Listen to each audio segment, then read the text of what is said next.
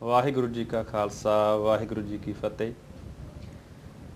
पिछले हिस्से ਵਿੱਚ ਆਪਾਂ ਗੁਰੂ ਅਮਰਦਾਸ ਜੀ ਮਹਾਰਾਜ ਦੇ ਜੀਵਨ ਤੱਕ ਵਿਚਾਰ ਕਰ ਚੁੱਕੇ ਹਾਂ। ਇਸ ਤੋਂ ਅੱਗੇ ਆਪਾਂ ਚੌਥੇ ਪਾਤਸ਼ਾਹ ਗੁਰੂ ਰਾਮਦਾਸ ਸਾਹਿਬ ਜੀ ਦੇ ਜੀਵਨ ਵਿੱਚੋਂ ਕੁਝ ਵਿਚਾਰਾਂ ਕਰਾਂਗੇ, ਜਿਨ੍ਹਾਂ ਦਾ ਪਹਿਲਾ ਨਾਮ ਭਾਈ ਜੇਠਾ ਜੀ ਸੀ। ਭਾਈ ਜੇਠਾ ਜੀ ਦੇ ਪਰਿਵਾਰਕ ਪਿਛੋਕੜ ਬਾਰੇ ਝਾਤ ਪਾਉਣਗੇ ਮੇਰੇ ਨਾਲ ਮੌਜੂਦ ਹਨ ਵੀਰ ਜੀ ਡਾਕਟਰ ਹਰਜਿੰਦਰ ਸਿੰਘ ਜੀ ਦਲਗੀਰ। ਵੀਰ ਜੀ ਸਭ ਤੋਂ ਪਹਿਲਾਂ ਵਾਹਿਗੁਰੂ ਜੀ ਕਾ ਖਾਲਸਾ ਵਾਹਿਗੁਰੂ ਜੀ ਕੀ ਫਤਿਹ। ਸਾਨੂੰ ਭਾਈ ਜੇਠਾ ਜੀ ਦੇ ਜੀਵਨ ਬਾਰੇ ਕੁਝ ਦੱਸੋ ਜੀ। ਭਾਈ ਜੇਠਾ ਜੀ ਦਾ ਜਨਮ ਲਾਹੌਰ ਸ਼ਹਿਰ ਵਿੱਚ, ਜਿਸ ਇਲਾਕੇ ਨੂੰ ਚੂਨਾ ਮੰਡੀ ਕਹਿੰਦੇ ਹਨ, ਹਾਲਾਂਕਿ ਚੂਨਾ ਮੰਡੀ ਨਹੀਂ ਰਹੀ, ਪਰ ਉਹ ਨਾਂ ਅਜੇ ਵੀ ਉਹੀ ਚੱਲਦਾ ਹੈ ਜਿੱਥੇ ਗੁਰੂ ਰਾਮਦਾਸ ਸਾਹਿਬ ਦਾ ਜਨਮ ਸਥਾਨ ਗੁਰਦੁਆਰਾ ਵੀ ਬਣਿਆ ਹੈ। ਬਾਬਾ ਹਰੀਦਾਸ ਦੇ ਘਰ ਤੇ ਮਾਤਾ ਦਇਆ ਕੌਰ ਦੇ ਘਰ ਜਨਮ ਹੋਇਆ ਸੀ 24 ਸਤੰਬਰ 1534 ਦੇ, ਤੇ 7 ਸਾਲ ਦੀ ਉਮਰ ਵਿੱਚ 1541 ਵਿੱਚ ਪਿਤਾ ਚੜਾਈ ਕਰ ਗਏ ਤੇ ਮਾਤਾ ਉਹਨਾਂ ਦੀ ਜਿਹੜੀ ਹੈ ਉਹਨਾਂ ਨੂੰ ਲੈ ਕੇ ਆਪਣੇ ਪੇਕੇ ਆ ਗਈ ਬਾਸਰ ਕੇ ਪਿੰਡ ਵਿੱਚ। ਬਾਸਰ ਕੇ ਪਿੰਡ ਵਿੱਚ ਹੀ ਤੀਜੇ ਗੁਰੂ ਅਮਰਦਾਸ ਸਾਹਿਬ ਰਹਿੰਦੇ ਸਨ। ਠੀਕ ਹੈ। ਤੋਂ ਬਾਸਰ ਕੇ ਪਿੰਡ ਵਿੱਚ ਜਿਹੜਾ ਹੁਣ ਬਾਸਰ ਕੇ ਗਿੱਲਾ ਹੈ, ਗੁਰੂ ਰਾਮਦਾਸ ਸਾਹਿਬ ਯਾਨੀ ਭਾਈ ਜੇਠਾ ਦੇ ਅਗਲੇ ਕਾਫੀ ਸਾਲ ਉੱਥੇ ਬੀਤੇ। ਜਿਸ ਤਰ੍ਹਾਂ ਕਿ ਗੁਰੂ ਅਮਰਦਾਸ ਸਾਹਿਬ ਅਜੇ ਗੁਰਗੱਦੀ ਉਹਨਾਂ ਨੂੰ ਨਹੀਂ ਸੀ ਮਿਲੀ, ਅਜੇ ਉਹ ਪਿੰਡ ਵਿੱਚ ਹੀ ਰਹਿੰਦੇ ਸਨ, ਤੇ ਗੁਰਗੱਦੀ ਨਾ ਮਿਲਣ ਕਰਕੇ ਉਹ ਆਪਣਾ ਸਾਰਾ ਸਮਾਂ ਭਾਵੇਂ ਖਡੂਰ ਸਾਹਿਬ ਨਹੀਂ ਸਨ ਗਏ, ਉੱਥੇ ਵੀ ਉਹ ਸਮਾਜ ਭਲਾਈ ਦੇ ਕੰਮਾਂ ਵਿੱਚ ਬਿਤਾਇਆ ਕਰਦੇ ਸਨ। ਤੇ ਕਿਉਂਕਿ ਭਾਈ ਜੇਠਾ ਬਿਨਾਂ ਬਾਪ ਬੇਟਾ ਸੀ, ਤੇ ਗੁਰੂ ਅਮਰਦਾਸ ਸਾਹਿਬ ਉਸ ਨੂੰ ਆਪਣੇ ਬੱਚਿਆਂ ਵਾਂਗੂ ਪਿਆਰ ਕਰਿਆ ਕਰਦੇ ਸਨ, ਪਰਿਵਾਰ ਦਾ ਹਿੱਸਾ ਮੰਨ ਕੇ ਰੱਖਦੇ ਸਨ। ਸੋ ਇਹ ਗੱਲ 3 ਸਾਲ ਚੱਲੀ ਹੈ। 1544 ਵਿੱਚ ਗੁਰੂ ਅਮਰਦਾਸ ਸਾਹਿਬ ਖਡੂਰ ਸਾਹਿਬ ਚਲੇ ਗਏ ਨੇ ਗੁਰੂ ਅੰਗਦ ਸਾਹਿਬ ਕੋਲ, ਤੇ ਇਹਦੇ ਨਾਲ ਹੀ ਉਹ ਆਪਣੇ ਨਾਲ ਭਾਈ ਜੇਠਾ ਨੂੰ ਵੀ ਉੱਥੇ ਹੀ ਲੈ ਗਏ ਨੇ। ਤੋ 7 ਸਾਲ ਦੀ ਉਮਰ ਵਿੱਚ ਗੁਰੂ ਰਾਮਦਾਸ ਸਾਹਿਬ ਭਾਈ ਜੇਠਾ ਬਾਸਰ ਕੇ ਗਿੱਲਾਂ ਵਿੱਚ ਆਉਂਦੇ ਹਨ, ਤੇ 10 ਸਾਲ ਦੀ ਉਮਰ ਵਿੱਚ ਉਹ ਖਡੂਰ ਸਾਹਿਬ ਆ ਜਾਂਦੇ ਹਨ। ਤੁਸੀਂ ਦੇਖੋ ਬਈ, ਇਸ 10 ਸਾਲ ਦੀ ਉਮਰ ਤੋਂ ਹੀ ਭਾਈ ਜੇਠਾ ਗੁਰੂ ਘਰ ਨਾਲ ਜੁੜ ਚੁੱਕੇ ਸਨ। ਗੁਰੂ ਅਮਰਦਾਸ ਸਾਹਿਬ ਨਾਲ ਨਹੀਂ, ਸਾਰੇ ਗੁਰੂ ਘਰ ਵਿੱਚ ਗੁਰੂ ਦਰਬਾਰ ਨਾਲ ਉਹ ਜੁੜ ਚੁੱਕੇ ਸਨ। ਉੱਥੇ ਹੀ ਉਹ ਸੇਵਾ ਕਰਿਆ ਕਰਦੇ ਸਨ, ਉੱਥੇ ਹੀ ਉਹ ਸਿੱਖੀ ਗੁਰਬਾਣੀ ਦੀ ਵਿੱਦਿਆ ਹਾਸਲ ਕਰਦੇ ਸਨ। ਜਿੱਥੇ ਗੁਰੂ ਅਮਰਦਾਸ ਸਾਹਿਬ ਗੁਰੂ ਅੰਗਦ ਸਾਹਿਬ ਕੋਲ ਸਿੱਖਦੇ ਸੀ, ਨਾਲ ਹੀ ਭਾਈ ਜੇਠਾ ਵੀ ਬਰਾਬਰ ਦਾ ਹੀ ਗਿਆਨ ਹਾਸਲ ਕਰ ਰਹੇ ਸਨ। ਤੋ ਇਹ ਗੁਰਗੱਦੀ ਜਦੋਂ ਗੁਰੂ ਰਾਮਦਾਸ ਸਾਹਿਬ ਨੂੰ ਮਿਲਦੀ ਹੈ, ਤੇ ਇਹ ਗੱਲ ਹੈ 1574 ਦੀ, ਤੇ 1544 'ਚੋਂ ਖਡੂਰ ਸਾਹਿਬ ਆ ਗਏ ਨੇ, ਯਾਨੀ 30 ਸਾਲ ਗੁਰਗੱਦੀ ਤੋਂ ਪਹਿਲਾਂ ਉਹ ਸਿੱਖੀ ਜੀਵਨ ਨਾਲ ਜੁੜ ਚੁੱਕੇ ਸਨ, ਸੰਗਤਾਂ ਨਾਲ ਜੁੜ ਚੁੱਕੇ ਸਨ। ਗੁਰਬਾਣੀ ਦਾ 30 ਸਾਲ ਉਹਨਾਂ ਨੇ ਗਿਆਨ ਹਾਸਲ ਕੀਤਾ ਹੈ, ਕਥਾ ਸੁਣੀ ਹੈ, ਕੀਤੀ ਹੈ, ਤੇ ਸੰਗਤਾਂ ਦੇ ਨਾਲ ਪ੍ਰਬੰਧ ਵਿੱਚ ਹਿੱਸਾ ਪਾਇਆ ਹੈ। ਹਰ ਗੱਲ ਵਿੱਚ ਉਹਨਾਂ ਦੀ ਸ਼ਮੂਲੀਅਤ ਸ਼ਾਮਿਲ ਹੋਇਆ ਕਰਦੀ ਸੀ। ਸੋ ਸਭ ਤੋਂ ਵੱਧ ਅਗਰ ਕੋਈ ਤੋਂ ਪਹਿਲਾਂ ਟ੍ਰੇਨਿੰਗ ਸਭ ਤੋਂ ਜ਼ਿਆਦਾ ਜੇ ਕਿਸੇ ਲਈ ਹੈ ਤਾਂ ਭਾਈ ਜੇਠਾ ਸਨ, ਜਿਹੜੇ ਕਿ ਬਾਅਦ 'ਚ ਗੁਰੂ ਰਾਮਦਾਸ ਸਾਹਿਬ ਬਣੇ। ਇਹੀ ਕਾਰਨ ਹੈ ਵੀਰ ਜੀ ਵੀ ਕਈ ਜਿਹੜੇ ਔਖੇ ਸਮਝੇ ਜਾਂਦੇ ਕੰਮ ਸੀ, ਉਹ ਤੀਸਰੇ ਪਾਤਸ਼ਾਹ ਨੇ ਵੀ ਭਾਈ ਜੇਠਾ ਜੀ ਨੂੰ ਸੌਂਪੇ। ਬਿਲਕੁਲ। ਜਿਸ ਤਰ੍ਹਾਂ ਰਾਜ ਦਰਬਾਰ ਦੇ ਵਿੱਚ ਜਾ ਕੇ ਜਵਾਬ ਦੇਣਾ, ਉਹਦੇ ਬਾਰੇ ਸਾਨੂੰ ਦੱਸੋ ਥੋੜਾ। ਉਸ ਤਰ੍ਹਾਂ ਵੀ ਜਦੋਂ ਗੁਰੂ ਅਮਰਦਾਸ ਸਾਹਿਬ ਵੇਲੇ ਅਕਬਰ ਜਿਹੜਾ ਉਹ ਹਕੂਮਤ ਕਰ ਰਿਹਾ ਸੀਗਾ। ਠੀਕ ਹੈ। ਅਕਬਰ ਦੀ ਸ਼ਾਦੀ ਰਾਜਪੂਤ ਹਿੰਦੂ ਪਰਿਵਾਰ ਵਿੱਚ ਹੋਈ ਸੀ, ਤੇ ਕਿਉਂਕਿ ਬੀਰਬਲ ਦਾਜ ਵਿੱਚ ਆਇਆ ਹੋਇਆ ਸੀਗਾ ਅਕਬਰ ਕੋਲ। ਠੀਕ ਹੈ। ਬੀਰਬਲ ਰਾਜਪੂਤ ਪਰਿਵਾਰ ਵਿੱਚੋਂ ਜਦੋਂ ਸ਼ਾਦੀ ਹੋਈ ਹੈ ਅਕਬਰ ਦੀ, ਤੇ ਉਹ ਦਾਜ ਵਿੱਚ ਆਇਆ ਹੈ, ਉਹਦੀ ਪਤਨੀ ਦੇ ਨਾਲ ਆਇਆ ਹੈ ਸੇਵਾਦਾਰ ਦੇ ਤੌਰ ਤੇ। ਔਰ ਕਿਉਂਕਿ ਬੀਰਬਲ ਜਿਹੜਾ ਖੱਤਰੀ ਸੀਗਾ, ਔਰ ਹੋਰ ਵੀ ਪੰਜਾਬ ਵਿੱਚ ਖੱਤਰੀ ਸਨ, ਜਦੋਂ ਅਕਬਰ ਪੰਜਾਬ ਵਿੱਚ ਆਇਆ ਹੈ ਤੇ ਖੱਤਰੀਆਂ ਨੇ ਮਿਲ ਕੇ ਗੁਰੂ ਅਮਰਦਾਸ ਸਾਹਿਬ ਦੇ ਖਿਲਾਫ ਸ਼ਿਕਾਇਤ ਕੀਤੀ ਹੈ ਕਿ ਆਪਣੇ ਚੇਲਿਆਂ ਨੂੰ, ਆਪਣੇ ਸਿੱਖਾਂ ਨੂੰ ਗਾਇਤਰੀ ਮੰਤਰ ਪੜ੍ਹਨ ਤੋਂ ਰੋਕਦੇ ਨੇ, ਹਿੰਦੂ ਮੰਤਰ ਪੜ੍ਹਨ ਤੋਂ ਰੋਕਦੇ ਨੇ, ਤੇ ਆਪਣੇ ਹੀ ਮੰਤਰ ਸਿਖਾਉਂਦੇ ਨੇ ਜਿਹੜੇ ਕਿ ਇਸਲਾਮ ਦੇ ਵੀ ਖਿਲਾਫ ਨੇ। ਸ਼ਿਕਾਇਤ ਝੂਠੀ ਸੀ, ਉਹਨਾਂ ਦੇ ਨਾਲ ਖੱਤਰੀਆਂ ਦੇ ਨਾਲ ਕੁਝ ਬ੍ਰਾਹਮਣ ਤੇ ਕੁਝ ਮੁਸਲਮਾਨ ਵੀ ਰਲ ਗਏ ਹੋਣਗੇ, ਜਿਹੜੇ ਮੁਤਸਬੀ ਹੋਣਗੇ। ਸਾਰੇ ਮੁਸਲਮਾਨ ਮੁਤਸਬੀ ਨਹੀਂ ਸਨ, ਕੁਝ ਮੁਤਸਬੀ ਵੀ ਸਨ, ਉਹ ਵੀ ਨਾਲ ਰਲ ਗਏ ਹੋਣਗੇ। ਤੇ ਜਦੋਂ ਅਕਬਰ ਕੋਲ ਸ਼ਿਕਾਇਤ ਆਏ ਤੇ ਕਿਉਂਕਿ ਬੀਰਬਲ ਇੱਕ ਕਿਸਮ ਦਾ ਉਹਦਾ ਸਾਲਾ ਸੀ ਔਰ ਆਪਣੇ ਕੁੜਮਾਂ ਦੀ ਗੱਲ ਤਾਂ ਉਸਨੇ ਸੁਣਨੀ ਸੀ, ਤਾਂ ਉਸਨੇ ਗੱਲ ਸੁਣ ਕੇ ਗੁਰੂ ਅਮਰਦਾਸ ਸਾਹਿਬ ਨੂੰ ਸਮਨ ਕਰ ਲਿਆ ਵੀ ਤੁਸੀਂ ਆ ਕੇ ਦਰਬਾਰ ਵਿੱਚ ਜੋ ਗੱਲਾਂ ਕਰ ਰਹੇ ਹੋ, ਜੋ ਕਾਰਵਾਈਆਂ ਕਰ ਰਹੇ ਹੋ, ਉਹਦੇ ਬਾਰੇ 'ਚ ਆ ਕੇ ਬਿਆਨ ਕਰੋ। ਉਹਨਾਂ ਨੇ ਆਪ ਜਾਣ ਦੀ ਬਜਾਏ ਸਭ ਤੋਂ ਜ਼ਿਆਦਾ ਜਿਹੜਾ ਉਹਨਾਂ ਦਾ ਸਿੱਖਿਆ ਸਿੱਖ ਸੀ, ਸਭ ਤੋਂ ਜ਼ਿਆਦਾ ਫਿਲਾਸਫੀ ਨੂੰ ਜਾਣਨ ਵਾਲਾ ਸਿੱਖ ਸੀ, ਗੁਰਬਾਣੀ ਨੂੰ ਸਮਝਣ ਵਾਲਾ ਸਿੱਖ ਸੀ, ਯਾਨੀ ਭਾਈ ਜੇਠਾ ਨੂੰ ਉਹਨਾਂ ਨੇ ਅਕਬਰ ਦੇ ਕੋਲ ਭੇਜਿਆ। ਜਦੋਂ ਭਾਈ ਜੇਠਾ ਅਕਬਰ ਕੋਲ ਪੁੱਜੇ ਤੇ ਸਵਾਲ ਜਵਾਬ ਉਹਨਾਂ ਦੇ ਦਰਬਾਰ ਵਿੱਚ ਹੋਣ ਲੱਗੇ। ਕਲਾਨੌਰ ਦੀ ਗੱਲ ਹੈ, ਲਾਹੌਰ ਦੀ ਨਹੀਂ। ਕਲਾਨੌਰ ਵਿੱਚ ਅਕਬਰ ਪਹੁੰਚਿਆ। ਇੱਕ ਬੜੀ ਸੋਚਣ ਵਾਲੀ ਗੱਲ ਹੈ ਕਿ ਕਲਾਨੌਰ ਤੇ ਲਾਹੌਰ ਉਸ ਵੇਲੇ ਪੰਜਾਬ ਦੇ ਦੋ ਵੱਡੇ ਸ਼ਹਿਰ ਸਨ। ਅੱਜ ਸਾਡੀ ਹਿਸਟਰੀ ਚੋਂ ਨਿਕਲ ਚੁੱਕੀਆਂ ਕਲਾਨੌਰ ਦੀਆਂ ਗੱਲਾਂ। ਇੱਕ ਛੋਟਾ ਜਿਹਾ ਕਸਬਾ ਹੈ, ਦੀਪਾਲਪੁਰ ਪਾਕਿਸਤਾਨ 'ਚ ਹੈ, ਇੱਕ ਛੋਟਾ ਜਿਹਾ ਕਸਬਾ ਹੈ, ਕਿਸੇ ਜ਼ਮਾਨੇ 'ਚ ਪੰਜਾਬ ਦੀ ਰਾਜਧਾਨੀ ਸੀ। ਸਿਆਲਕੋਟ ਇਹ ਵੀ ਰਾਜਧਾਨੀ ਸੀ। ਤੋਂ ਕਲਾਨੌਰ ਪੰਜਾਬ ਦੀ ਦੂਜੀ ਰਾਜਧਾਨੀ ਸੀ ਕਿਉਂਕਿ ਅਕਬਰ ਦੀ ਤਾਜਪੋਸ਼ੀ ਕਲਾਨੌਰ ਵਿੱਚ ਹੋਈ ਸੀ। ਤੋਂ ਅਕਬਰ ਨੂੰ ਕਲਾਨੌਰ ਜਿਹੜਾ ਸ਼ਹਿਰ ਉਹ ਬਹੁਤ ਜ਼ਿਆਦਾ ਪਸੰਦ ਸੀ। ਹੁਣ ਛੋਟਾ ਜਿਹਾ ਕਿਸ ਜ਼ਮਾਨੇ 'ਚ 360 ਮਸੀਤਾਂ ਹੁੰਦੀਆਂ ਸੀ, ਐਡਾ ਵੱਡਾ ਸ਼ਹਿਰ ਸੀ। ਤੋਂ ਅਕਬਰ ਨੇ ਜਦੋਂ ਭਾਈ ਜੇਠਾ ਨਾਲ ਗੱਲਾਂ ਕੀਤੀਆਂ, ਵਿਚਾਰਾਂ ਕੀਤੀਆਂ, ਤਾਂ ਭਾਈ ਜੇਠਾ ਨੇ ਸਾਬਤ ਕੀਤਾ ਜਿਹੜੀ ਗੁਰੂ ਨਾਨਕ ਸਾਹਿਬ ਦੀ ਬਾਣੀ ਅਸੀਂ ਸਾਰੇ ਪੜ੍ਹਦੇ ਹਾਂ ਉਹਦੇ ਵਿੱਚ ਨਾ ਤੇ ਇਸਲਾਮ ਦੇ ਖਿਲਾਫ ਗੱਲ ਹੈ। ਤੋਂ ਅਕਬਰ ਨੇ ਕੁਝ ਉਹਨਾਂ ਨੂੰ ਸੁਣਾਉਣ ਵਾਸਤੇ ਕਿਹਾ। ਜਦੋਂ ਉਹਨਾਂ ਨੇ ਸੁਣਾਈਆਂ ਗੱਲਾਂ ਤਾਂ ਉਹਦੇ 'ਚ ਇਸਲਾਮ ਦੀਆਂ ਉਹੀ ਗੱਲਾਂ ਸਨ ਜਿਹੜੀਆਂ ਕਿ ਅਸਲ ਸਿੱਖਿਆ ਹੈ। ਤੋਂ ਅਕਬਰ ਇਸ ਗੱਲ ਤੇ ਹੈਰਾਨ ਹੋਇਆ ਵੀ ਕਿੱਡੀ ਝੂਠੀ ਸ਼ਿਕਾਇਤ ਲਾਈ ਹੈ। ਫਿਰ ਉਹਨੇ ਕਿਹਾ ਵੀ ਸਿੱਖ ਹਾਂ, ਅਸੀਂ ਹਿੰਦੂ ਨਹੀਂ ਹਾਂ, ਸਾਡਾ ਹਿੰਦੂ ਧਰਮ ਨਾਲ ਕੋਈ ਸੰਬੰਧ ਨਹੀਂ। ਕਿਉਂ ਅਸੀਂ ਹਿੰਦੂ ਧਰਮ ਦੇ ਮੰਤਰ ਪੜ੍ਹੀਏ ਜਾਂ ਉਹਨਾਂ ਦੀਆਂ ਰਚਨਾਵਾਂ ਪੜ੍ਹੀਏ, ਅਸੀਂ ਆਪਣੀਆਂ ਰਚਨਾਵਾਂ ਪੜ੍ਹਦੇ ਹਾਂ। ਤੋਂ ਅਕਬਰ ਇਸ ਗੱਲ ਤੇ ਬੜਾ ਖੁਸ਼ ਹੋਇਆ ਔਰ ਉਸਨੇ ਉਹਨਾਂ ਨੂੰ ਜਿਨ੍ਹਾਂ ਨੇ ਝੂਠੀਆਂ ਸ਼ਿਕਾਇਤਾਂ ਕੀਤੀਆਂ ਸੀ ਉਹਨਾਂ ਨੂੰ ਜਿਹੜਾ ਤਾੜਨਾ ਕੀਤੀ ਕਿ ਮੁੜ ਕੇ ਇਸ ਤਰ੍ਹਾਂ ਦੀ ਹਰਕਤ ਨਾ ਕਰੋ ਤੇ ਭਾਈ ਜੇਠਾ ਨੂੰ ਸਿਰੋਪਾਓ ਦੇ ਗਏ। ਉਦੋਂ ਸਿਰੋਪਾ ਜਿਹੜੇ ਖਿਲਤ ਦੇ ਰੂਪ ਵਿੱਚ ਹੋਇਆ ਕਰਦੇ ਸਨ ਤੇ ਬੜੇ ਉਹਨਾਂ ਨੂੰ ਅਦਬ ਨਾਲ ਉੱਥੋਂ ਭੇਜਿਆ। ਤੋਂ ਇੱਥੋਂ ਜਦੋਂ ਗੁਰੂ ਅਮਰਦਾਸ ਸਾਹਿਬ ਕੋਲ ਗੱਲ ਪਹੁੰਚੀ ਤਾਂ ਉਹਨੇ ਕਿਹਾ ਵੀ ਸੱਚੀ ਮੁੱਚੀ ਮੈਂ ਇੱਕ ਸ਼ਖਸ ਨੂੰ ਇੰਨਾ ਸੋਹਣਾ ਫਿਲਾਸਫੀ ਵਿੱਚ ਐਕਸਪਰਟ ਜਿਹੜਾ ਤਿਆਰ ਹੋਇਆ ਵੇਖਿਆ, ਜੋ ਜਿਹੜੀ ਜੋਤ ਹੈ ਸਿੱਖੀ ਦੀ ਉਹ ਇਹਦੇ ਅੰਦਰ ਪੂਰੀ ਤਰ੍ਹਾਂ ਜਗ ਰਹੀ। ਇਹਦਾ ਮਤਲਬ ਗੁਰੂ ਅਮਰਦਾਸ ਜੀ ਦੀ ਬੇਟੀ ਦਾ ਵਿਆਹ ਵੀ ਬੇਸ਼ੱਕ ਉਹਨਾਂ ਨਾਲ ਹੋਇਆ ਸੀ, ਭਾਈ ਜੇਠਾ ਜੀ ਨਾਲ, ਪਰ ਅਸਲ ਵਿੱਚ ਗੁਰਗੱਦੀ ਉਹਨਾਂ ਨੂੰ ਉਹਨਾਂ ਦੀ ਯੋਗਤਾ ਕਰਕੇ ਮਿਲੀ। ਬਿਲਕੁਲ। ਔਰ ਪਹਿਲੀ ਗੱਲ ਤੇ ਵਿਆਹ ਵੀ ਉਹਨਾਂ ਦੀ ਯੋਗਤਾ ਕਰਕੇ ਹੀ ਹੋਇਆ ਸੀ। ਗੁਰੂ ਅਮਰਦਾਸ ਸਾਹਿਬ ਨੇ ਦੇਖਿਆ ਲੜਕੇ ਕਈ ਆਏ ਹੋਣਗੇ, ਨਿਗਾਹ 'ਚ ਕਈ ਗੱਲਾਂ ਚੱਲੀਆਂ ਹੋਣਗੀਆਂ ਕਿ ਜੇ ਉਹਨਾਂ ਨੇ ਆਪਣੀ ਬੇਟੀ ਜਿਸ ਸ਼ਖਸ ਨੂੰ ਦਿੱਤੀ ਹੈ ਉਹ ਜ਼ਰੂਰ ਉਹਨਾਂ ਨੂੰ ਸਭ ਤੋਂ ਵੱਧ ਕਾਬਿਲ ਨਜ਼ਰ ਆਇਆ ਹੋਵੇਗਾ, ਤਾਂ ਹੀ ਉਹਦੇ ਨਾਲ ਸ਼ਾਦੀ ਕੀਤੀ ਹੋਵੇਗੀ। ਔਰ ਸ਼ਾਦੀ ਤੋਂ ਬਾਅਦ ਉਹਨਾਂ ਨੇ ਦੇਖਿਆ ਵੀ ਹੋਰ ਕਿੰਨੇ ਸਿੱਖ ਉਹਨਾਂ ਕੋਲ ਰਹਿੰਦੇ ਸੀ, ਆਉਂਦੇ ਸੀ, ਜਾਂਦੇ ਸੀ, ਉਹਨਾਂ ਵਿੱਚੋਂ ਕੋਈ ਵੀ ਉਹਨਾਂ ਦੇ ਨੇੜੇ ਤੇੜੇ ਵੀ ਨਹੀਂ ਸੀ। ਇਸ ਕਰਕੇ ਗੱਦੀ ਉਹਨਾਂ ਨੇ ਗੁਰੂ ਰਾਮਦਾਸ ਨੂੰ ਦਿੱਤੀ, ਆਪਣੇ ਪੁੱਤਰਾਂ ਨੂੰ ਵੀ ਨਹੀਂ ਦਿੱਤੀ। ਨਾ ਮੋਹਨ ਕੋਲ ਇੰਨੀ ਯੋਗਤਾ ਸੀ, ਨਾ ਮੋਹਰੀ ਕੋਲ ਇੰਨੀ ਯੋਗਤਾ ਸੀ। ਜਿਹਦੇ ਕੋਲ ਯੋਗਤਾ ਸੀ ਉਸ ਨੂੰ ਗੁਰਗੱਦੀ ਦਿੱਤੀ, ਜਦ ਕਿ ਉਹ ਅਕਬਰ ਨਾਲ ਡਾਇਲਾਗ ਵਿੱਚ ਹੀ ਸਾਬਿਤ ਕਰ ਚੁੱਕੇ ਸਨ ਕਿ ਉਹਨਾਂ ਦੇ ਅੰਦਰ ਕਿੱਡੀ ਯੋਗਤਾ। ਇੱਕ ਬਾਦਸ਼ਾਹ, ਐਡੀ ਵੱਡੀ ਸਲਤਨਤ ਦੇ ਬਾਦਸ਼ਾਹ ਨੂੰ ਕਨਵਿੰਸ ਕਰਨਾ ਇਹ ਸੱਚੀ ਮੁੱਚੀ ਕਿਸੇ ਮਹਾਨ ਹਸਤੀ ਦਾ ਹੀ ਕੰਮ ਹੋ ਸਕਦਾ ਸੀ। ਬਿਲਕੁਲ। ਤੇ ਵੀਰ ਜੀ, ਜੋ ਚੱਕ ਰਾਮਦਾਸਪੁਰ ਵਸਾਉਣ ਦੀ ਗੱਲ ਹੈ, ਇਹ ਵੀ ਆਪਣੇ ਆਪ ਦੇ ਵਿੱਚ ਬਹੁਤ ਵੱਡੀ ਗੱਲ ਹੈ, ਪਲੈਨਿੰਗ ਦੀ ਗੱਲ ਹੈ। ਇਹ ਗੁਰਗੱਦੀ ਮਿਲਣ ਤੋਂ ਪਹਿਲਾਂ ਦੀ ਗੱਲ ਹੈ ਜਾਂ ਬਾਅਦ ਦੀ?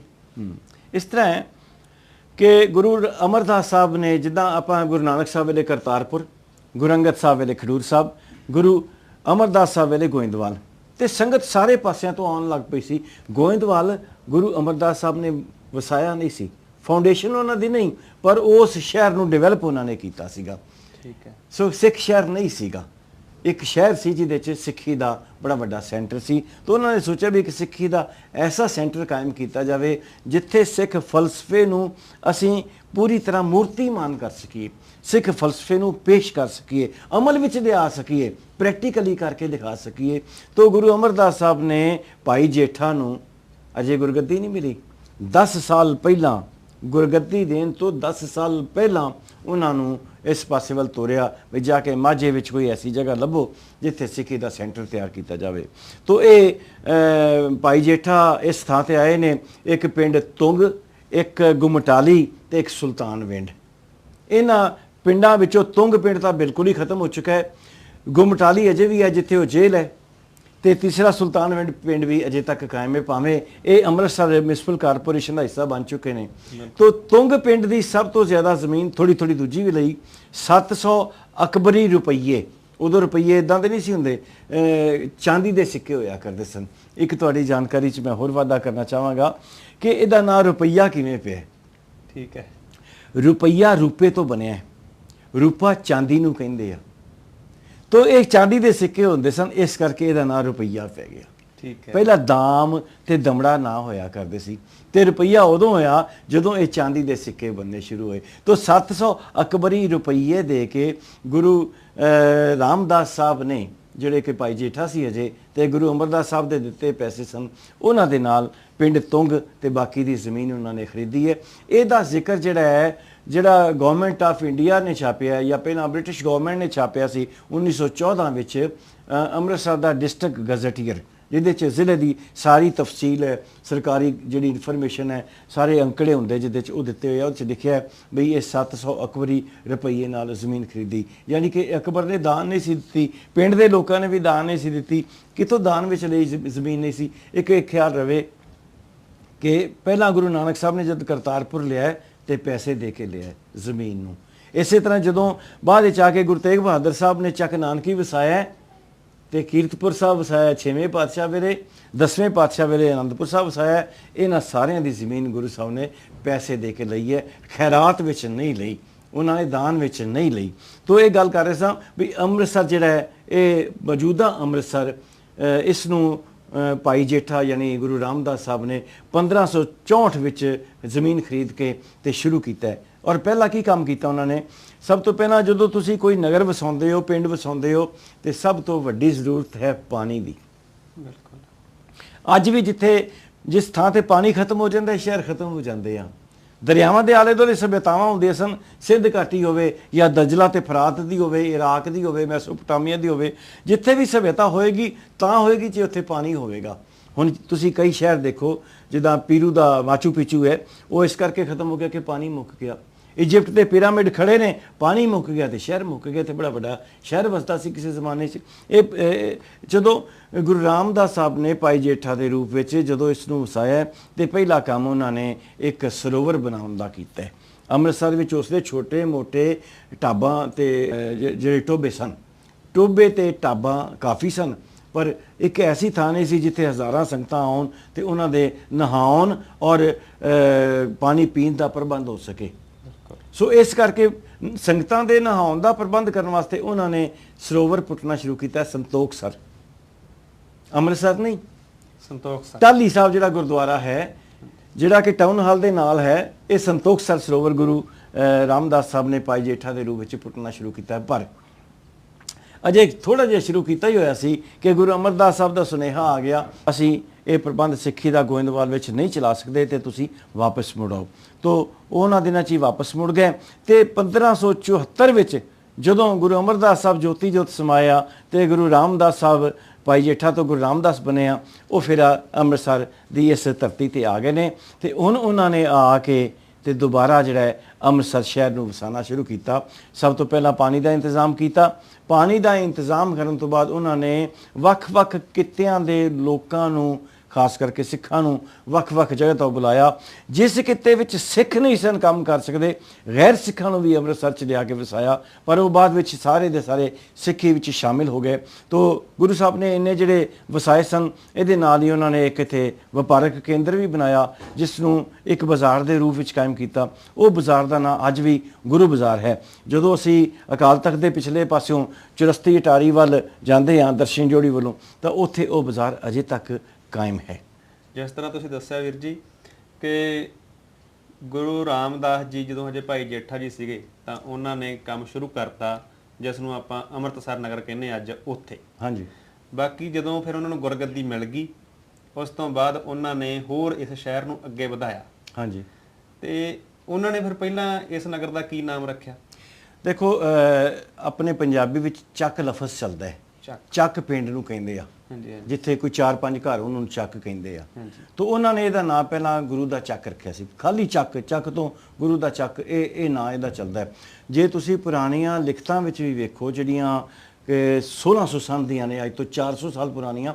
ਉਹਦੇ ਵਿੱਚ ਵੀ ਇਹਦਾ ਨਾਂ ਚੱਕ ਜਾਂ ਚੱਕ ਗੁਰੂ ਆਉਂਦਾ ਹੈ। ਠੀਕ ਹੈ। ਤੋ ਜਦੋਂ ਗੁਰੂ ਰਾਮਦਾਸ ਸਾਹਿਬ ਜੋਤੀ ਜੋਤ ਸਮਾ ਗਏ ਨੇ ਤੇ ਇਸ ਨੂੰ ਰਾਮਦਾਸਪੁਰ ਤੇ ਚੱਕ ਗੁਰੂ ਰਾਮਦਾਸ ਵੀ ਕਹਿਣ ਲੱਗ ਪਏ। ਠੀਕ ਹੈ। ਔਰ ਇਹ ਨਾਂ ਜਿਹੜਾ ਹੈ ਗੁਰੂ ਗੋਬਿੰਦ ਸਿੰਘ ਸਾਹਿਬ ਵੇਲੇ ਤੱਕ ਚੱਲਦਾ ਰਿਹਾ। ਦਸਮ ਪਾਤਸ਼ਾਹ ਵੇਲੇ ਇਹਦਾ ਇੱਕ ਅੱਧੀ ਥਾਂ ਤੇ ਨਾਂ ਸੁਧਾਸਰ ਵੀ ਆਉਂਦਾ ਹੈ। ਸੁਧਾਸਰ ਐਕਚੁਅਲੀ ਉਸ ਸਰੋਵਰ ਨੂੰ ਕਹਿੰਦੇ ਸੀਗੇ। ਤੇ ਜਿਹੜੇ ਇੱਥੇ 3-4 ਸਰੋਵਰ ਸੀਗੇ ਗੁਰੂ ਰਾਮਦਾਸ ਸਾਹਿਬ ਵੇਲੇ, ਉਹਨਾਂ ਵਿੱਚੋਂ ਜਿਹੜਾ ਪਹਿਲਾ ਸਰੋਵਰ ਗੁਰੂ ਰਾਮਦਾਸ ਸਾਹਿਬ ਨੇ ਬਣਾਉਣਾ ਸ਼ੁਰੂ ਕੀਤਾ ਹੈ ਗੁਰਗੱਦੀ ਸੰਭਾਲਣ ਤੋਂ ਪਹਿਲਾਂ, ਉਹ ਸੀ ਸੰਤੋਖਸਰ, ਪਰ ਉਸ ਨੂੰ ਕੰਪਲੀਟ ਨਹੀਂ ਕੀਤਾ। ਜਦੋਂ ਉਹਨਾਂ ਨੂੰ ਗੁਰਗੱਦੀ ਮਿਲ ਗਈ ਹੈ 1574 ਵਿੱਚ ਇੱਥੇ ਆਏ ਨੇ, ਤੇ ਫਿਰ ਉਹਨਾਂ ਨੇ ਸੰਤੋਖਸਰ ਬਣਾਉਣਾ ਸ਼ੁਰੂ ਨਹੀਂ ਕੀਤਾ, ਉਹ ਵਿੱਚ ਛੱਡ ਦਿੱਤਾ ਹੈ। ਉਹਨਾਂ ਨੇ ਅੰਮ੍ਰਿਤਸਰ ਸਰੋਵਰ ਨੂੰ ਬਣਾਉਣਾ ਸ਼ੁਰੂ ਕੀਤਾ, ਜਿਹੜਾ ਅੱਜ ਦਰਬਾਰ ਸਾਹਿਬ ਦੇ ਵਿਚਕਾਰ ਹੈ। ਇਹ ਸਰੋਵਰ ਉਹਨਾਂ ਨੇ ਸ਼ੁਰੂ ਕੀਤਾ। ਕਿਉਂ ਕੀਤਾ? ਇਹਦੇ ਪਿੱਛੇ ਵੀ ਇੱਕ ਫਲਸਫਾ ਹੈ।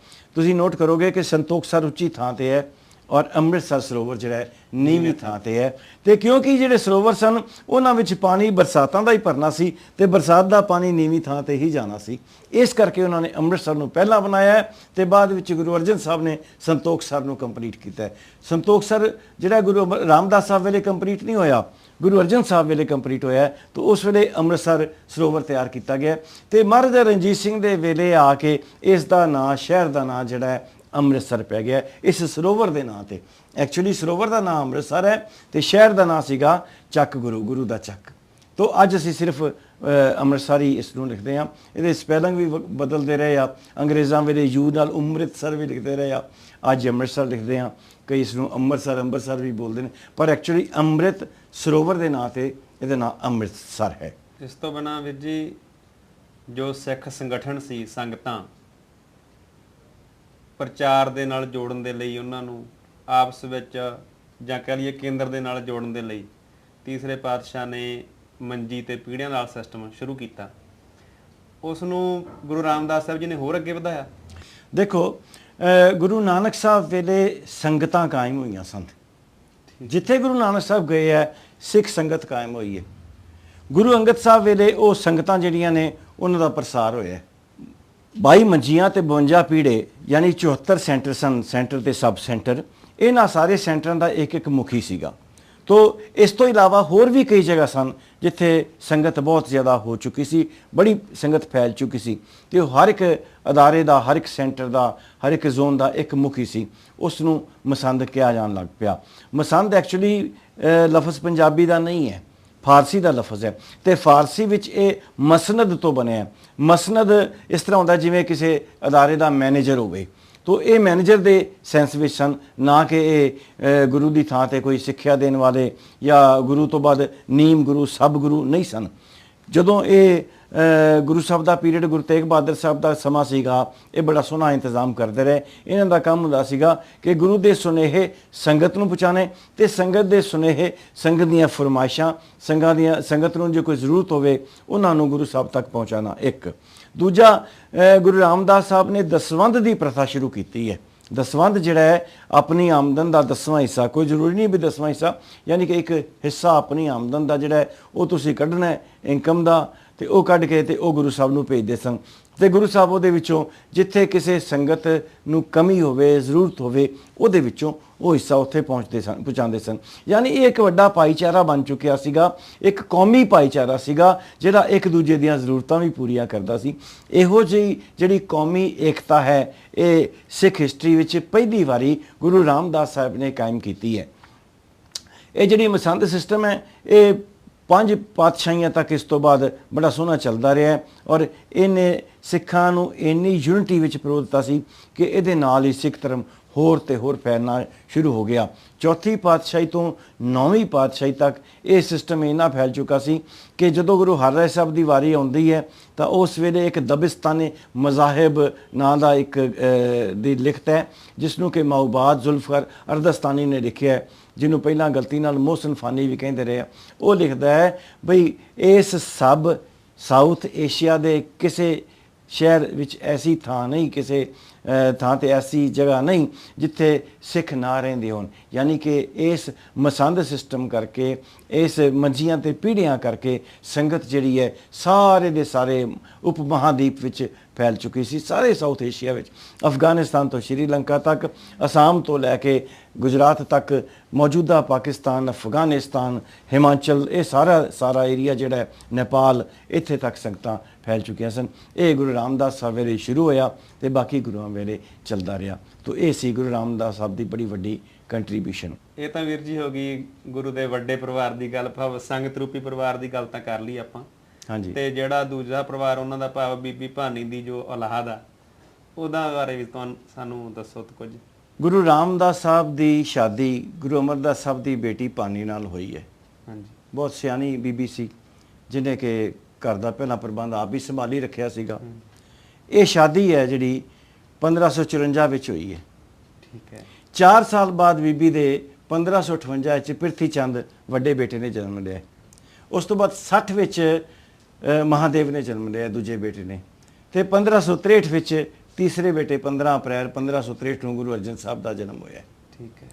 ਸੋ ਇਹਨਾਂ ਤਿੰਨਾਂ ਬੱਚਿਆਂ ਵਿੱਚ ਇੱਕ ਖਾਸੀਅਤ ਸੀ ਕਿ ਪ੍ਰਿਥੀ ਚੰਦ ਕਿਉਂਕਿ ਸਭ ਤੋਂ ਵੱਡਾ ਸੀ, ਇਸ ਨੇ ਜਿਹੜਾ ਸਾਰਾ ਪ੍ਰਬੰਧ ਜਿਹੜਾ ਸੰਭਾਲਿਆ ਹੋਇਆ ਸੀ। ਮਹਾਦੇਵ ਜਿਹੜਾ ਹੈ ਸ਼੍ਰੀ ਚੰਦ ਵਾਂਗੂ ਉਹ ਵੀ ਦੁਨੀਆ ਤੋਂ ਉਪਰਾਮ ਰਹਿੰਦਾ ਸੀਗਾ। ਤੇ ਜਿਹੜਾ ਗੁਰਬਾਣੀ ਦਾ ਮੁਤਾਲਿਆ ਕਰਨ ਵਾਲਾ ਸੀ ਉਹ ਸਭ ਤੋਂ ਛੋਟਾ ਬੇਟਾ ਗੁਰੂ ਅਰਜਨ ਸਾਹਿਬ ਸੀ। ਉਹਨਾਂ ਨੇ ਬਹੁਤ ਜ਼ਿਆਦਾ ਮੁਤਾਲਿਆ ਕੀਤਾ ਗੁਰਬਾਣੀ ਦਾ, ਬਹੁਤ ਗੁਰਬਾਣੀ ਪੜ੍ਹੀ ਵੀ, ਸਮਝੀ ਵੀ, ਤੇ ਔਰ ਉਹਦੀ ਕਥਾ ਵੀ ਕਰਦੇ ਰਹੇ। ਇਸੇ ਕਰਕੇ ਗੁਰੂ ਰਾਮਦਾਸ ਸਾਹਿਬ ਨੂੰ ਗੁਰੂ ਅਰਜਨ ਸਾਹਿਬ ਸਭ ਤੋਂ ਜ਼ਿਆਦਾ ਪਿਆਰੇ ਸੀ। ਕਿਉਂਕਿ ਦੇਖੋ, ਚਾਰੇ ਗੁਰੂਆਂ ਵਿੱਚ ਇੱਕ ਆਪਾਂ ਚੀਜ਼ ਦੇਖੀ ਹੈ ਕਿ ਗੁਰਗੱਦੀ ਉਹਨੂੰ ਮਿਲਦੀ ਹੈ ਜਿਸ ਨੂੰ ਸਭ ਤੋਂ ਜ਼ਿਆਦਾ ਸਿੱਖ ਫਿਲਾਸਫੀ ਦਾ ਪਤਾ ਹੋਵੇ, ਗੁਰਬਾਣੀ ਦਾ ਪਤਾ ਹੋਵੇ, ਸੰਗਤ ਨਾਲ ਸੰਬੰਧ ਰੱਖਣ ਦਾ ਪਤਾ ਹੋਵੇ, ਸੰਗਤ ਵਿੱਚ ਪ੍ਰਚਾਰ ਕਰਨ ਵਿੱਚ ਜਿਸ ਦੀ ਦੇਣ ਹੋਵੇ, ਸੇਵਾ ਕਰਨ ਵਿੱਚ ਜਿਹੜਾ ਸਭ ਤੋਂ ਅੱਗੇ ਹੋਵੇ। ਯਾਨੀ ਹਰ ਗੱਲ ਵਿੱਚ ਇੱਕ ਕੰਪਲੀਟ ਪਰਸਨੈਲਿਟੀ, ਆਈਡੀਅਲ ਗੁਰੂ ਜਿਹਦੇ ਵਿੱਚ ਕੁਆਲਿਟੀਜ਼ ਹੋਣ, ਆਈਡੀਅਲ ਸਿੱਖ ਵਾਲੀਆਂ ਗੱਲਾਂ ਹੋਣ, ਇੱਕ ਜਿਹੜਾ ਸੱਚੀ ਮੁੱਚੀ ਦੀ ਕੰਪਲੀਟ ਸ਼ਖਸੀਅਤ ਹੈ, ਉਸ ਨੂੰ ਹੀ ਗੁਰਗੱਦੀ ਮਿਲੀ ਹੈ। ਇਹ ਪਹਿਲੇ 4 ਗੁਰੂਆਂ ਤੱਕ ਸੀ ਤੇ ਗੁਰੂ ਅਰਜਨ ਸਾਹਿਬ ਵੀ ਇਹੋ ਜਿਹੀ ਸ਼ਖਸੀਅਤ ਸਨ ਜਿਨ੍ਹਾਂ ਨੂੰ ਗੁਰੂ ਰਾਮਦਾਸ ਸਾਹਿਬ ਇਸੇ ਕਰਕੇ ਸਭ ਤੋਂ ਜ਼ਿਆਦਾ ਪਸੰਦ ਕਰਿਆ ਕਰਦੇ ਸਨ, ਪਿਆਰ ਕਰਿਆ ਕਰਦੇ ਸਨ। ਠੀਕ ਹੈ ਵੀਰ ਜੀ। ਤੇ ਇਸ ਤੋਂ ਬਿਨਾਂ ਚੌਥੇ ਪਾਤਸ਼ਾਹ ਦੀ ਕੋਈ ਹੋਰ ਜੋ ਇੰਨੀਆਂ ਮਹਾਨ ਦੇਣਾ, ਉਹਨਾਂ ਦੀਆਂ ਆਪਾਂ ਸਾਰੀਆਂ ਤਾਂ ਗਿਣ ਨਹੀਂ ਸਕਦੇ, ਪਰ ਕੋਈ ਇੱਕ ਗੱਲ ਜਿਹੜੀ ਤੁਸੀਂ ਜ਼ਰੂਰੀ ਕਹਿਣਾ ਚਾਹੁੰਦੇ ਹੋਵੋ। ਦੇਖੋ, ਗੁਰੂ ਰਾਮਦਾਸ ਸਾਹਿਬ ਨੇ ਸਿਰਫ 7 ਸਾਲ ਗੁਰਗੱਦੀ ਕੀਤੀ। 1574 ਤੋਂ ਲੈ ਕੇ 1 ਸਤੰਬਰ 1574 ਤੋਂ 1 ਸਤੰਬਰ 1581 ਤੱਕ ਪੂਰੇ 7 ਸਾਲ ਗੁਰਗੱਦੀ ਕੀਤੀ ਹੈ। ਪਰ ਤੁਸੀਂ ਇੱਕ ਗੱਲ ਦੇਖੋ ਕਿ ਪਹਿਲਾਂ ਉਹ 31 ਸਾਲ ਲਗਾਤਾਰ ਗੁਰੂ ਘਰ ਨਾਲ ਜੁੜੇ ਰਹੇ ਨੇ, ਤੇ 7 ਇਹ ਪਾ ਕੇ 38 ਸਾਲ ਕਿਸੇ ਨੇ ਗੁਰੂ ਘਰ ਦੀ ਸੇਵਾ ਕੀਤੀ ਹੋਵੇ ਕਿਸੇ ਗੁਰੂ ਨੇ। ਇਹ ਵਿਲੱਖਣ ਗੱਲ ਹੈ, ਬਿਲਕੁਲ ਲਾਸਾਨੀ ਗੱਲ ਹੈ। 4 ਗੁਰੂਆਂ ਨੇ, ਪਹਿਲੇ 3 ਗੁਰੂਆਂ ਨੇ ਵੀ ਗੁਰਬਾਣੀ ਲਿਖੀ, 4 ਗੁਰੂਆਂ ਨੇ ਗੁਰਬਾਣੀ ਲਿਖੀ ਹੈ। ਗੁਰੂ ਰਾਮਦਾਸ ਸਾਹਿਬ ਦੀ ਗੁਰਬਾਣੀ ਜਿਹੜੀ ਹੈ ਉਹਦੇ 'ਚੋਂ ਇੱਕ ਚੀਜ਼ ਜਿਹੜੀ ਹੈ ਉਹ ਸਾਡੀ ਜ਼ਿੰਦਗੀ ਦੇ ਇੱਕ ਬੜਾ ਵੱਡਾ ਹਿੱਸਾ ਬਣ ਚੁੱਕੀ ਹੈ। ਉਹਨਾਂ ਨੇ ਲਿਖੀ ਨਹੀਂ ਸੀ ਉਹ ਗੁਰਬਾਣੀ ਦੇ ਵਿੱਚ ਗੱਲ, ਇਸ ਕਰਕੇ ਜਿਸ ਤਰ੍ਹਾਂ ਸੱਦ ਜਿਹੜੀ ਹੈ ਸੁੰਦਰ ਦੀ ਲਿਖੀ ਹੋਈ ਉਹ ਸਾਡੀ ਮੌਤ ਦੀਆਂ ਰਸਮਾਂ ਨਾਲ ਸੰਬੰਧਿਤ ਹੈ, ਇੱਦਾਂ ਹੀ ਗੁਰੂ ਰਾਮਦਾਸ ਸਾਹਿਬ ਦੀ ਜਿਹੜੀ ਹੈ ਬਾਣੀ ਸਿੱਖੀ ਦੇ ਵਿੱਚ ਸ਼ਾਦੀ ਦੇ ਨਾਲ, ਵਿਆਹ ਦੀਆਂ ਰਸਮਾਂ ਨਾਲ ਸੰਬੰਧਿਤ ਹੋ ਗਈ ਹੈ। ਉਹ ਹੈਗੀ ਹੈ 4 ਲਾਵਾਂ ਜਿਹੜੀਆਂ ਨੇ, ਸੂਹੀ ਰਾਗ ਦੀਆਂ 4 ਲਾਵਾਂ ਜਿਹੜੀਆਂ ਨੇ, ਉਹ ਲਿਖੀ ਤਾਂ ਆਤਮਾ ਤੇ ਪਰਮਾਤਮਾ ਦੇ ਮੇਲ ਵਾਸਤੇ ਹੈ, ਪਰ ਉਸ ਨੂੰ ਅਸੀਂ ਸ਼ਾਦੀ ਦੀਆਂ ਰਸਮਾਂ ਦੇ ਤੌਰ ਤੇ ਅਪਣਾਉਂਦੇ ਹਾਂ। ਉਹ ਕਿਉਂ ਅਪਣਾਉਂਦੇ ਹਾਂ ਕਿ ਜਿਵੇਂ ਰੱਬ ਤੇ ਆਤਮਾ ਦਾ ਮੇਲ ਹੈ, ਜਿਵੇਂ ਜੀਵ ਤੇ ਰੱਬ ਦਾ ਮੇਲ ਹੈ, ਇਸੇ ਤਰ੍ਹਾਂ ਪਤੀ ਪਤਨੀ ਦੇ ਆਪਸ ਵਿੱਚ ਸੰਬੰਧ ਹੋਣੇ ਚਾਹੀਦੇ ਹਨ ਔਰ ਦੋਨਾਂ ਨੂੰ ਇਕੱਠੇ ਮਿਲ ਕੇ ਪਰਮਾਤਮਾ ਨੂੰ ਮਿਲਣ ਵੱਲ ਤੁਰਨਾ ਚਾਹੀਦਾ ਹੈ। ਇਹ ਗੁਰੂ ਰਾਮਦਾਸ ਸਾਹਿਬ ਦਾ ਜਿਹੜਾ ਰੋਜ਼ ਅਸੀਂ ਆਪਣੇ ਜੀਵਨ ਵਿੱਚ ਨਿਭਾਉਂਦੇ ਹਾਂ। ਦੂਸਰਾ ਹੈ ਵੀ ਇੱਕ ਸਿੱਖ ਦਾ ਰੋਜ਼ ਨਾਮਚਾ ਕੀ ਹੈ, ਉਹ ਵੀ ਗੁਰੂ ਰਾਮਦਾਸ ਸਾਹਿਬ ਦੀ ਬਾਣੀ 'ਚੋਂ ਅਸੀਂ ਰੋਜ਼ ਪੜ੍ਹਦੇ ਹਾਂ। ਗੁਰ ਸਤਿਗੁਰ ਕਾ ਜੋ ਸਿੱਖ ਖਾਏ ਸੋ ਭਲਕੇ ਉਠਾਰ ਨਾਮ ਧਿਆਵੇ। ਸੋ ਇਸ ਤਰ੍ਹਾਂ ਦੀਆਂ ਕਈ ਗੱਲਾਂ ਨੇ, ਵੈਸੇ ਤਾਂ ਸਾਰੇ ਗੁਰੂਆਂ ਦੀਆਂ ਨੇ, ਪਰ ਗੁਰੂ ਰਾਮਦਾਸ ਸਾਹਿਬ ਦੀਆਂ 2 ਗੱਲਾਂ ਜਿਹੜੀਆਂ ਨੇ ਸਾਡੀ ਜੀਵਨ ਜਾਂਚ ਦਾ ਬਹੁਤ ਅਮੁੱਲਾ ਹਿੱਸਾ ਨੇ। ਉਂਝ ਤਾਂ ਸਾਰੀ ਗੁਰਬਾਣੀ ਜਿਹੜੀ ਹੈ ਉਹ ਸਿੱਖ ਦੀ ਜ਼ਿੰਦਗੀ ਦਾ ਅਮੁੱਲਾ ਹਿੱਸਾ ਹੈ। ਬਿਲਕੁਲ ਵੀਰ ਜੀ।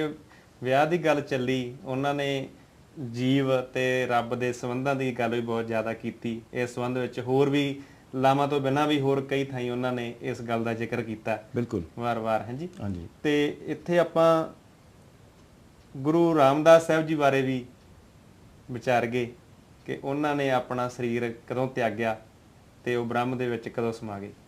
ਗੁਰੂ ਰਾਮਦਾਸ ਸਾਹਿਬ 1 ਸਤੰਬਰ 1581 ਦੇ ਦਿਨ ਜੋਤੀ ਜੋਤ ਸਮਾਏ ਨੇ ਹਾਂਜੀ। ਤੇ ਉਹਨਾਂ ਦਾ ਜਿਹੜਾ ਹੈ ਸੰਸਕਾਰ ਹੈ ਉਸੇ ਵੇਲੇ ਉੱਥੇ ਕੀਤਾ ਗਿਆ ਜਿਸ ਤਰ੍ਹਾਂ ਬਾਕੀ ਗੁਰੂਆਂ ਦਾ ਕੀਤਾ ਗਿਆ ਹੈ। ਇਹ ਜਿਹੜਾ ਗੁਰੂਆਂ ਦੇ ਅਲੋਪ ਹੋਣ ਦੀ ਕਹਾਣੀਆਂ ਜਿਹੜੀਆਂ ਨੇ ਬਿਨਾਂ ਸੰਸਕਾਰ ਤੋਂ ਇਹ ਬਾਅਦ ਵਿੱਚ ਘੜੀਆਂ ਗਈਆਂ ਨੇ। ਤਾਂ ਇਸ ਤਰ੍ਹਾਂ ਇਸ ਕੜੀ ਦੇ ਵਿੱਚ ਆਪਾਂ ਚੌਥੇ ਪਾਤਸ਼ਾਹ ਗੁਰੂ ਰਾਮਦਾਸ ਸਾਹਿਬ ਜੀ ਦੇ ਜੀਵਨ ਦੇ ਵਿੱਚੋਂ ਕੁਝ ਵਿਚਾਰਾਂ ਕਰਨ ਦਾ ਯਤਨ ਕੀਤਾ। ਅਗਲੇ ਹਿੱਸੇ ਦੇ ਵਿੱਚ ਆਪਾਂ ਪੰਜਵੇਂ ਗੁਰੂ ਅਰਜਨ ਸਾਹਿਬ ਜੀ ਦੇ ਜੀਵਨ ਬਾਰੇ ਵਿਚਾਰ ਕਰਾਂਗੇ। ਉਦੋਂ ਤੱਕ ਲਈ ਵਾਹਿਗੁਰੂ ਜੀ ਕਾ ਖਾਲਸਾ, ਵਾਹਿਗੁਰੂ ਜੀ ਕੀ ਫਤਿਹ। ਕੁੰਡਾ ਪਾਲੀਆਂ ਤੁਧ ਜੇ ਵਡਨਾ ਸਾਈਆਂ ਸਾਈਆਂ ਸਾਈਆਂ ਸਾਈਆਂ ਸਾਈਆਂ ਮੈਂ ਚਾਰੇ ਕੁੰਡਾ ਪਾਲੀਆਂ ਮੈਂ ਚਾਰੇ ਕੁੰਡਾ ਪਾਲੀਆਂ ਤੁਧ ਜੇ ਵਡਨਾ ਸਾਈਆਂ ਸਾਈਆਂ